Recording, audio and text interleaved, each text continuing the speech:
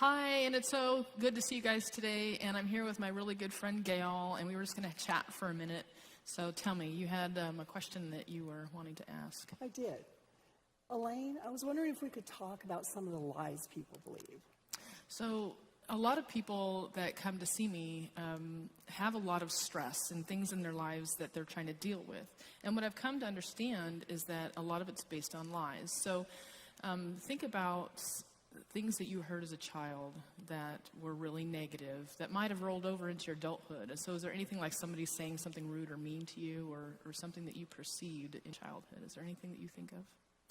I thought that I always had to be perfect so that my family would function correctly, so that I could be loved and receive acceptance. Okay, and so if we actually broke that down, we could say then that for you, love had to be earned. And so there had to be perfection and all these other things. And so part of the lie then that you believed at that time was that love is conditional. It is conditional, not unconditional. So then when we grow up into the church and they say, oh, we have this unconditionally loving Father, it's really hard to see that God could love us, who's so perfect, and we see ourselves as so imperfect based on our history. And so what I've found is that if you look at the lies that you believe and how that played out in the rest of your life, you can also see how maybe addictions and bad coping mechanisms are put into place to help cope with the feelings that you have that come out of the lie that you believe. And so where do lies come from? From the evil one. Yes, absolutely. So God would never tell you love is conditional. He would never tell you that.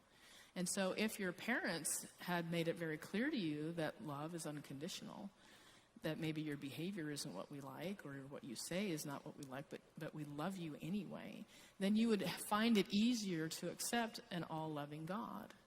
And so as we take the time to uncover the lies that we believe and really search out the coping skills that we've put into place to deal with the emotions that are involved with that, we can see how that can play over into our spiritual lives as well.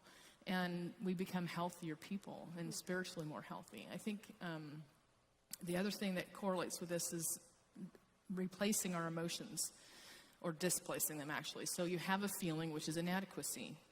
You know, I'm not lovable unless my parents really love me and I'm perfect. And so that feeling of being imperfect creates inside of you this angst all the time of, I got to be perfect. I didn't do it right here. And then you grow up as an adult, and I'm not you personally, because I love you, super controlling about what you say and how you say it and who does what and what, because you've got to be perfect. And that anxiety then gets so intolerable that we try to find something to reduce the anxiety, which is if I can control you, my anxiety goes down. If I control this, my anxiety goes down. So we're actually displacing the emotion rather than healing it.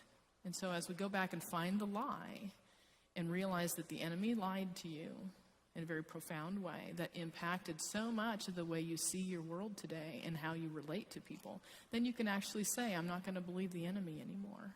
I can believe God, and I can see where the enemy is manipulating me, and allow yourself to be freed from those lies. And so hopefully that kind of clarifies that a little bit. Okay, thank you. Thank you. All right, thank you.